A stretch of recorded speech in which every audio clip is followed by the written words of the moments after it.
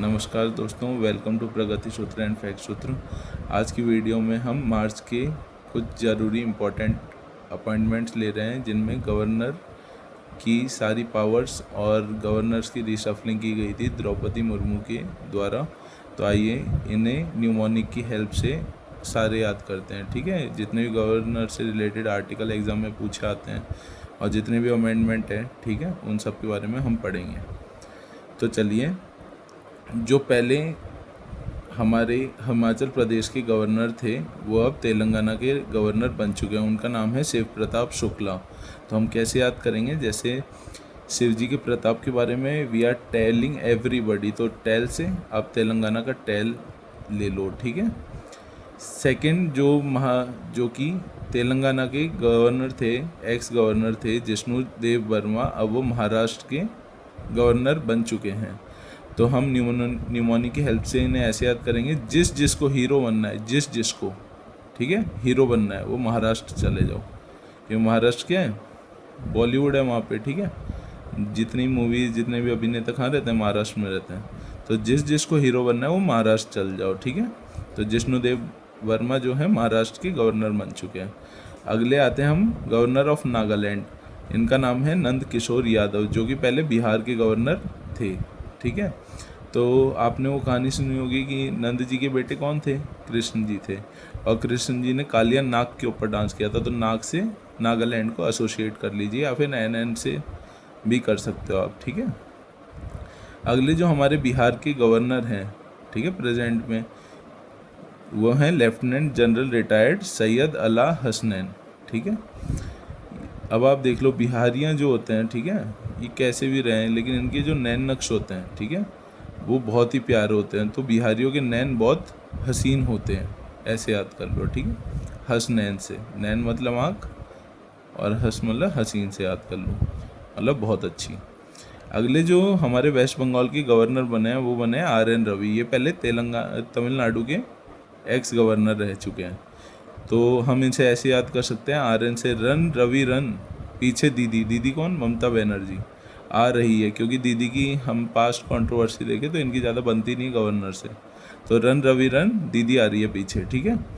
अगले जो हमारे गवर्नर हैं तमिलनाडु और केरला के, ये बहुत इंपॉर्टेंट हो जाता है क्योंकि ये दो स्टेट्स के, ठीक है, जॉइंट गवर्नर है। इनका नाम है राजेंद्र विश्वनाथ अर्लेकर। तो अर्लेकर, ठीक है। अब केरला से करेले को एसोसिएट कर लो, तमिलनाडु से नाडे को मतलब एसोसिएट कर लो, और अर्लेकर को लेकर आ, ऐसे कर सकते हो। तो कड़वा करेला, ठीक है, केरला को क्या बोला? करेला। कड़वा करेला लेकर कहाँ जाएं? ठीक है, मतलब कड़वा करेला लेकर कहाँ जाएं? तो किसी ने बोला नाड़े से बांधकर फेंक दो इसे। ठीक है, ऐसे बोल नहीं देते अपन मजाक में। तो एक काम कर, नाड़े से बांधकर इसे फेंक दे। तो नाड़े से तमिलनाडु और केरला से करेला से केरला। ठीक है। और अरे लेकर कि कहाँ जाए, ठीक है, लेकर से अर लेकर, ऐसे एसोसिएट कर सकते हैं। अगले जो हमारे हिमाचल प्रदेश के गवर्नर बने हैं उनका नाम है कविंदर गुप्ता। ठीक है, जो कि पहले लद्दाख के एक्स गवर्नर रह चुके हैं। ठीक है। तो हिमाचल में बैठकर कविंदर गुप्ता के कवि, ठीक है, कवि से एसोसिएट कर लो। हिमाचल में बैठकर कवि जी कविता नहीं लिख पा रहे थे। क्यों? क्योंकि वहाँ पे टूरिज्म बहुत ज़्यादा था। तो उन्होंने सोचा है इससे बढ़िया था मैं लद्दाख में ही सही था, वहाँ पे बहुत टूरिज्म है भी नहीं, ज़्यादा लोग भी नहीं, और मैं अपनी कविता आराम से लिख सकता हूँ। ठीक है। तो इसको ऐसे याद रखिए। अगले जो हमारे जो गवर्नर हैं लद्दाख के, वो बन चुके हैं विनय कुमार सक्सेना। तो वी के एस से आप क्या एसोसिएट कर सकते हो? विक्स। ठीक है। तो दिल्ली में पॉल्यूशन की वजह से विक्स ने भी हार मान ली, पर विक्स ने खूब लड़ाई करी। ठीक है, जो मतलब पॉल्यूशन से कफ वफ हो जाता है तो हम विक्स खा लेते हैं जिससे खिंच ना हो। तो पहले ये दिल्ली के एक्स गवर्नर रह चुके हैं। तो दिल्ली में पॉल्यूशन की वजह से विक्स ने भी हार मान ली, तो वो कहाँ चली गई? फिर विक्स ने खूब लड़ाई करी, तो लड़ाई मतलब लद्दाख चली गई। ठीक है, ऐसे एसोसिएट कर लो।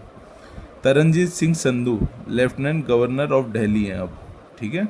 अब दिल्ली हमारे इंडिया की आंखों का तारा है या नहीं है? तो तरनजीत से तारा, ठीक है, आंखों का तारा है, ऐसे एसोसिएट कर लो।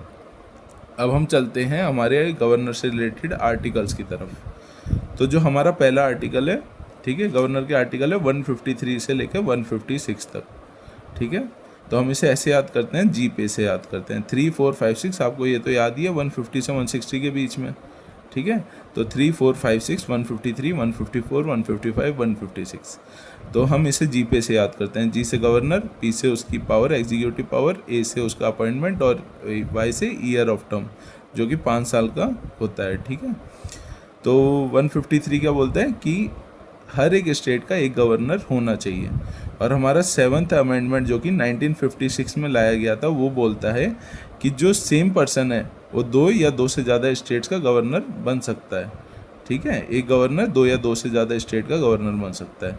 अगला जो आर्टिकल है 154 बोलता है कि एग्जीक्यूटिव पावर है वो गवर्नर में होती है, ठीक है। जो भी हमारे मतलब जितनी पावर होगी वो गवर्नर की सीट में होगी, ठीक है।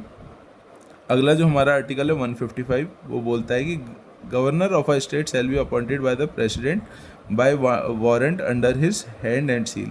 तो जो भी जितने भी गवर्नर है हर स्टेट के, वो किसके द्वारा अपॉइंट होंगे? प्रेसिडेंट के द्वारा अपॉइंट किए जाएंगे, उसकी हैंड और सील लग के, ठीक है।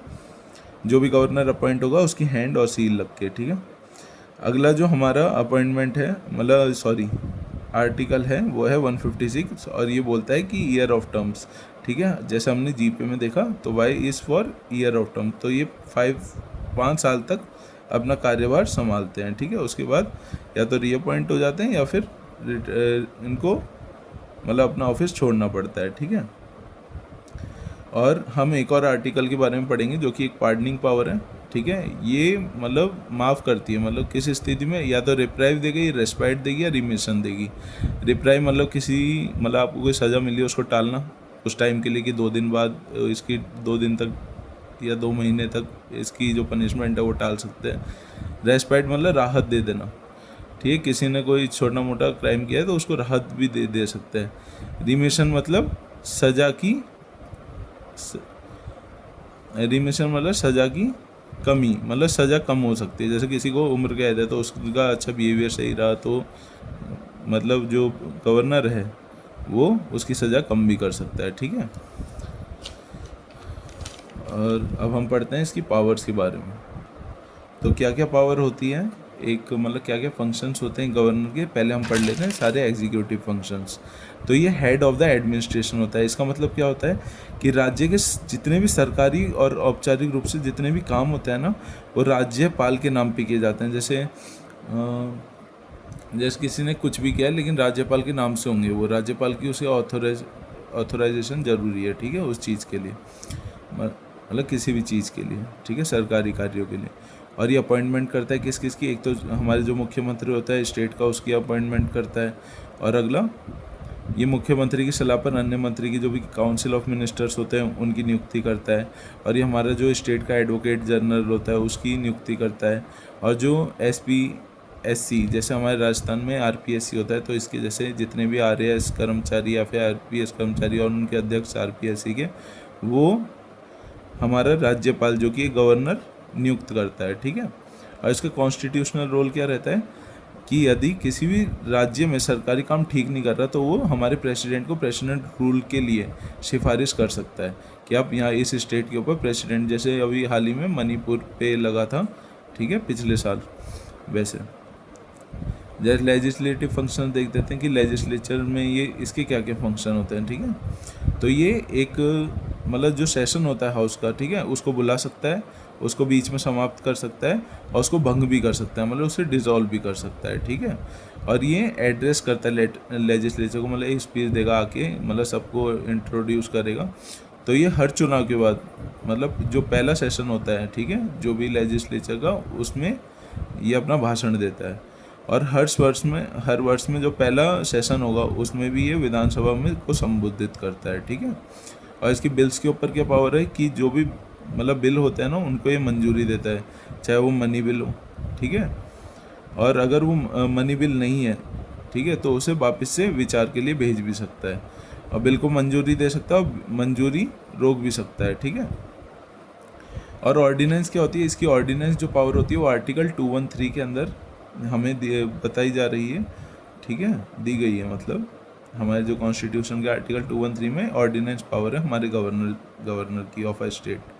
ठीक है, जब विधानसभा का जो सेशन होता है, ठीक है, वो चल नहीं रहा होता और ऐसे विषय पे बहुत ही ज़रूरी कोई इमरजेंसी वजह है उसके ऊपर कानून बनाना पड़े, तो उसे हम ऑर्डिनेंस बोलते हैं। ठीक है, तो ये ऑर्डिनेंस जारी कर सकता है। और ऑर्डिनेंस की जो पावर होती है ना, वो कोई भी कानून पास होता है ना उसके समान ही होती है।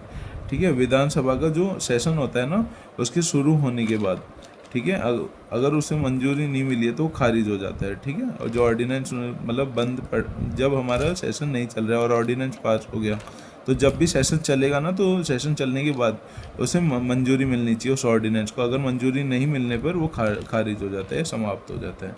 तो धन्यवाद। ये हमारे गवर्नर से रिलेटेड जितनी भी इन्फॉर्मेशन थी, ठीक है, वो इस वीडियो के ज़रिए आप तक पहुंचाई गई है और ये आने वाले प्रतियोगी परीक्षा के लिए बहुत ज़्यादा इम्पोर्टेंट है। ठीक है, इनमें से आपको एक ना एक क्वेश्चन तो देखने को मिलेगा। और मुझे लगता है कि आपने इस वीडियो से कुछ ना कुछ सीखा होगा और आपको याद भी ज़रूर हुआ होगा। ठीक है, धन्यवाद। और वीडियो को लाइक और सब्सक्राइब ज़रूर कीजिए। धन्यवाद।